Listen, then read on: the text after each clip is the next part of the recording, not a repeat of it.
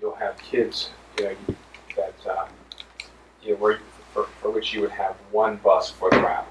You see what I mean? That's a very tricky proposition with half a dozen or a dozen non-application high schools and kids coming from all over. We would be, I fear, in the same position we are with our special ed transportation, where it costs nearly $30,000 to transport each child. And so it makes more sense, from my perspective, to make bus pools available and then work with them to make sure they get to school. I just thought I'd just throw in post-secondary into the conversation. Most residents agree that we should continue to invest in our community college and law school. But is there a compelling reason to continue to invest in the Arts and Sciences University that's the core of UDC? Well, when I talk about post-secondary, I think we should leave it up to the students to decide what is best for them. And UDC has not benefited from, for instance, the tuition assistance grants program, when in 1999 Congress very generously offered the TAG program. It didn't extend to UDC, so a lot of students that had traditionally that had been their destination had other options, and I think that hit the school pretty hard financially. And you don't get to addition through subtraction. And I don't believe the school has ever really recovered from that. And so one of the things DC Promise would do would be to permit students to pick the place of the institution of their choice, which could include UDC or community college. I think there's a great opportunity for community college, especially for adult learners, people who are getting their GED later in life, because you can build a program around people's work schedules and their financial ability, and certificate programs that they can actually use to leverage better incomes, better futures. It was great to hear you talk about tools for bringing more of a parent voice into the conversation. And here in Ward 6, middle schools have been an ongoing issue. And 3 going on 4 years ago, the Ward 6 middle school plan was something that a lot of parents and PTAs and community groups came together with DCPS to, resolve a decision about these are the things we want to focus on and move forward with. And that was kind of where it died. So as parents who want to continue moving that middle school conversation forward and advocating for funding these things that it felt like DCPS has already agreed to, what are the ways that we engage and promote and move that in the right direction? This is not an overnight answer, but I believe it is the long-term solution. And that is strengthening individual PTAs across the city and then knitting the PTAs together with a voice where there's mutual defense and mutual assured, I don't want to say the word destruction, but mutual assured consequences if the elected leadership does not listen to the parents. And right now we have a system where we killed off the ombudsman a couple of years ago, which was one avenue for parental voice. We funded it once again. It'll be coming back on January 1st of this year. The council funded it, so it'll be coming back to life under the Board of Education. But that's not enough. That's not an advocacy situation. And let me go further and say that there are certain voices in the city that don't want the council involved in education at all. That their view is it's just best to let the chancellor and the mayor do as they see fit, and that we represent nothing but mischief. I have a different point of view. I think that we represent you, and that if you're not getting your middle school, then you have to prevail upon me to do my job and the other 12 to do their job. And that means once we have these PTAs properly organized and this mutual assured consequences regime, then you spring to life and you start emailing us and you start saying, we demand this. And in the meantime, I'll do my part, and I know the members of the committee will do their part.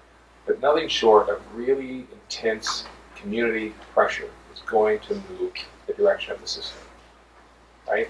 And I'll ask you this, what do you think is the countervailing weight to, if I were to take a page out of the editorial page of the Washington Post that doesn't want me anywhere near the subject, and I simply let DCPS do its own, what in and of itself is going to incentivize DCPS to solve this problem? Nothing. Sorry? Nothing. I mean, that's kind of my view. Yeah. And it isn't that they're bad people and don't want the very best for kids. I'm not trying to assign that to them at all. I'm just saying that, that there's a sense of urgency that they need to feel. And so we've asked for, and we are expecting, a middle school plan on the 15th of this month. All right?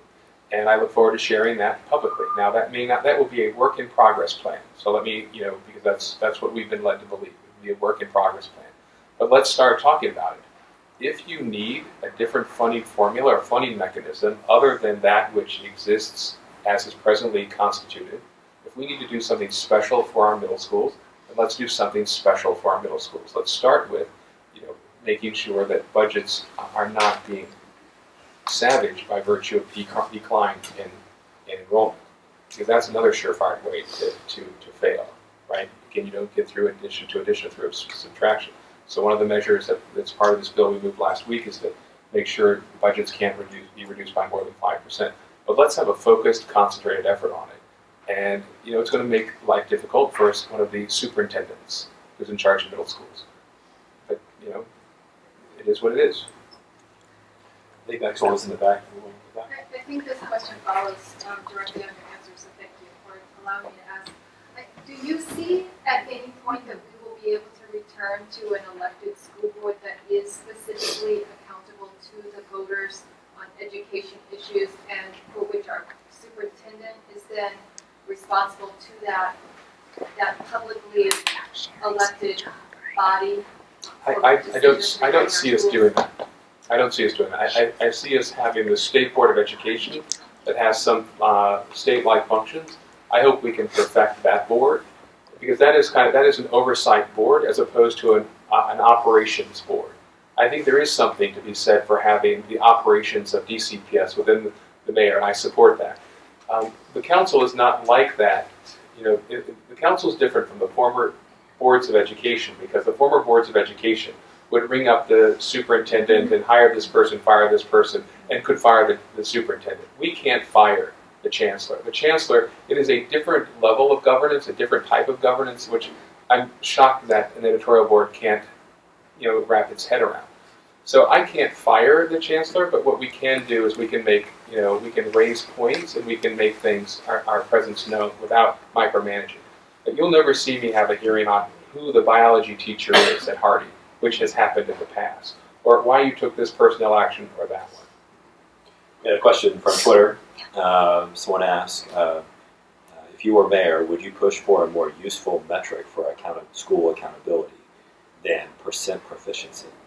Yes. In fact, one of the bills that, we had 7 bills, I introduced 7 bills in June.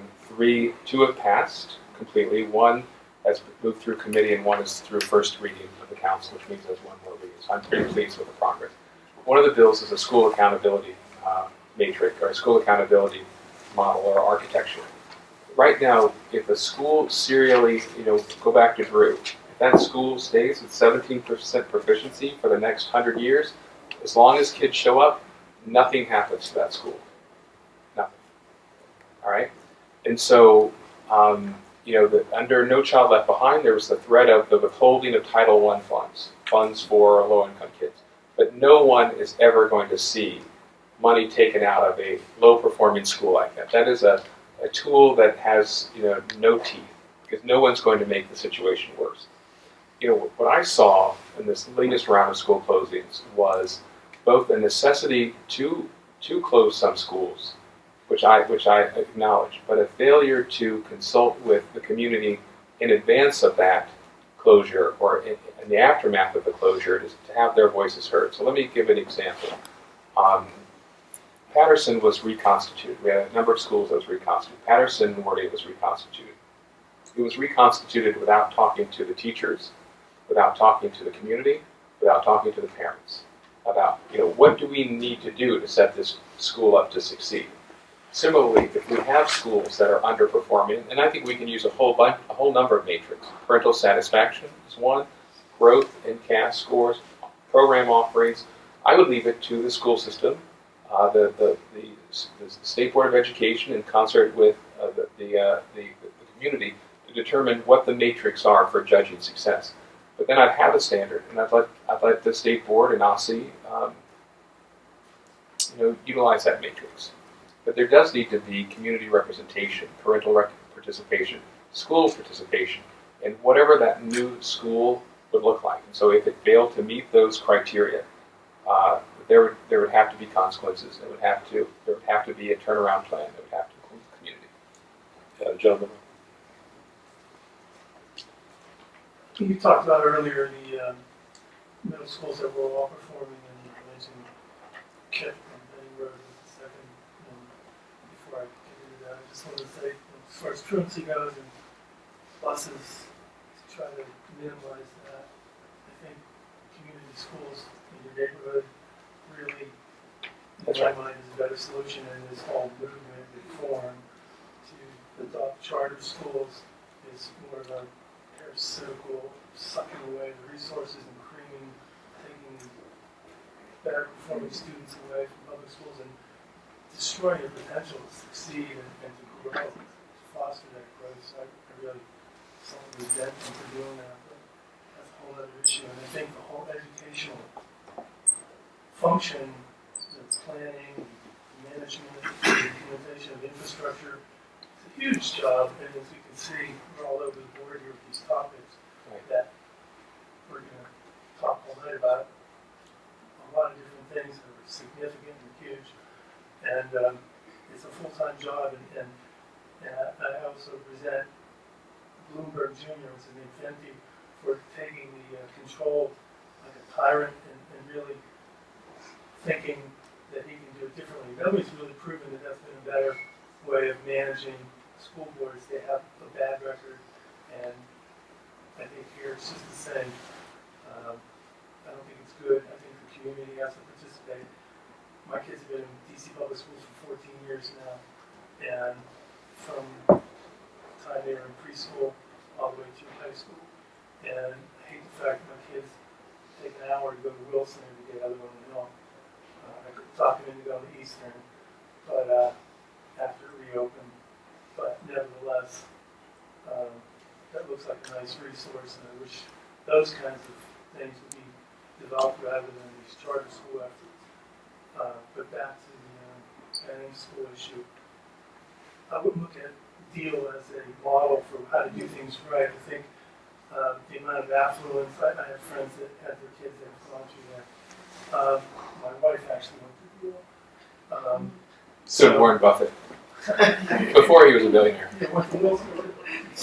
But it's got sufficient resources and community involvement that they're not going to fail. I would really look at something like this KIP program that is working in a more hostile environment to demonstrate some things that might work better, even though they are a charter school and they do somewhat selectively get your... May I offer you some of when I ask them why they think they succeed?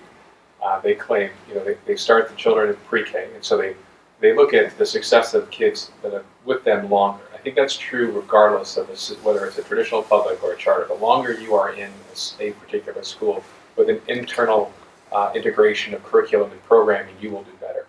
And so it's a combination of kids with them longer, and they also credit the longer school day and the longer school year with more time on instruction, specialized intervention, and it's specialized interventions in mental health, it's specialized interventions in reading, it's longer school days, and those are the things that they credit for their success. Sandra? It's something worth considering for our own DCPS system about giving them flexibilities as well to do that. I think it should have a break.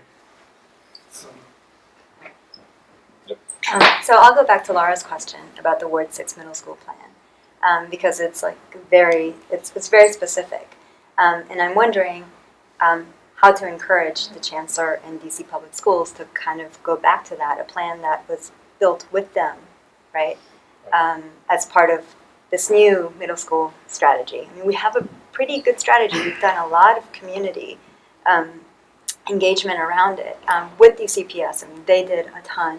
And we also did a ton, shopping it to all the ANCs, to all of the school PTAs. So I'm wondering, what you have to say about that and how you can kind of support that. Well, why don't we start with a letter to the chancellor, if you could help me write it, conceding that you all are much more involved in this planning than I am, you will help me write the letter to the chancellor that asks, this is where we are and this is where we'd like to be, and explain or describe, what you need to It's do, your own plan. right? What you need to do, right, to make this a Just success. implement it. And if there are things that she needs from the legislature, then let's get it out in the open. Let's have correspondence. Let's move on. Let's get on with it. So I mean, it's just really that simple. These solutions don't all require, a PhD. Sometimes it just requires going forward. So Brendan, let's make sure we get on that right away. Thank you. There's a Twitter question too that's somewhat related if you want. It's not about middle schools. I mean, like Ken is going to be the sorry. moderator. Do you want that? Well, yeah, why don't you go for it? I had another short question. It's if you were mayor, well, this was just asked to the mayor at the forum. If you were mayor, what would be your criteria for selecting a chancellor? Of the public school? I get this a lot. About good, you're what prepared. I keep high and what I not. It's so the first, I think it's really super premature to start doing personnel, right? I haven't even formed an official committee, but I think that the person has to share my sense of urgency and my view that every school has to succeed for every child, without exception. And I need to see that demonstrated, and I need to know what their idea for that means, see if it aligns with mine. I want an end to excuses as it relates to success for our kids, all right? Because we've become very adroit at manufacturing reasons why. Well, there's this, there's that. Let's identify them and move on. All right, and I really think that it can't come down to one mayor or one chancellor. The key to a successful public education system over the long haul rests in our parent organizations and our guardian organizations, who won't let a system backslide, regardless of who a chairman is, or who a chancellor is, or who a mayor is. That we create a community consciousness, and this is a soapbox issue for me, I'll admit. When I ask, and some of you have heard me ask this question, if I ask you to tell me what you think our core common values are as a city, and which of our institutions reflect those values, what can you tell me? I mean, often when I ask that may be a super difficult question, or it may seem like a trick question, so let me explain what I mean. What are the core values? What does it mean to be a Washingtonian? Whether you've been here since birth or got here yesterday, what does it mean? What binds us? What values do we share? And then which of our public institutions reflect them? Well, from 16 years of representing the city, there's an intense, abiding belief in equal opportunity and in fairness. And these values are shared in every single community of our city. And that's something to be grateful for. So then look at our public institutions and which of them are inspiring equality of opportunity and fairness. It should be our public education system, a pre-K through post-secondary experience. So when I look at our public schools, is there an opportunity? Are we producing schools that are creating or are reflective of these values? And the answer is no. And so it's very simple that as we organize ourselves, we organize our public institution, the one we all share, our public school system, to reflect those values. And, the chancellor would have to share that desire to make this a reality and be willing to get up every day and not have a thin skin. You cannot, if you are afraid to get your feelings hurt in this endeavor, you are in the wrong business.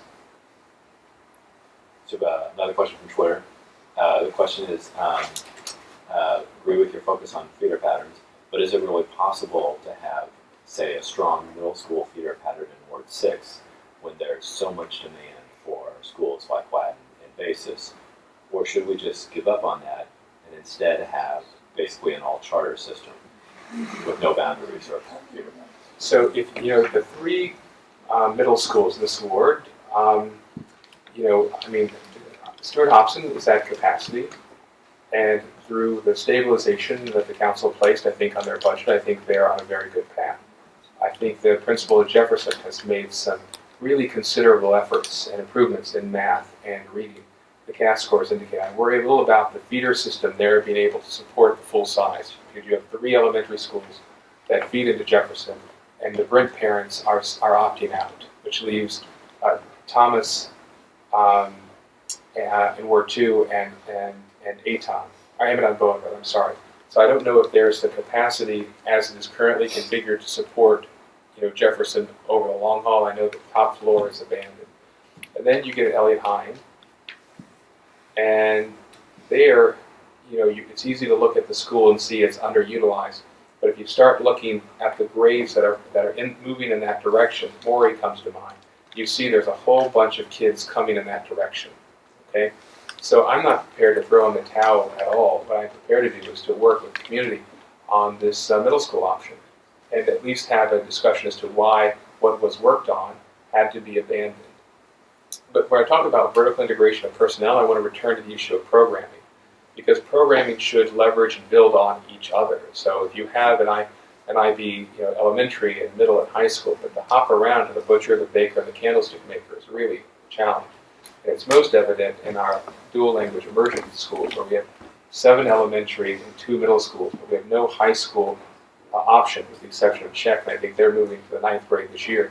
But none of these schools aren't connected. And so, it's by happenstance whether you get to the 6th grade and there's a middle school option. And so, we have to have programmatic integration too that leverages one year and one grade level to the next. Yeah, right there. I was struck by your comment about KIT, what they said that made it so successful, that the kids stayed with them for so long, had that continuity of the program and the integration of the curriculum. And it seems to me, I'm a volunteer in DC public schools, and so it seems to me what I see is kids not having any continuity. They go to one school 1 year, then they go to a charter, then they get kicked out of the charter. I mean, the kid may have great records, but indeed, if the kid is too difficult, then the child is removed. And so what's left is, our high schools, or at least for a lot of us volunteering, our high schools that have to take whoever comes in. That's right. And so you talk about setting up a kid or a teacher or a school for failure. It seems to me, is anyone going to review the charter system here in the district? Because Maryland doesn't have it. I come from Virginia. We don't have it. So in part, we have schools that are a mix of lots of different kids and lots of different problems. And we do have some magnet schools. I know that it's not totally pure. So, as far as our high schools, we have some excellent high school, public high schools in our city that are traditional public high schools.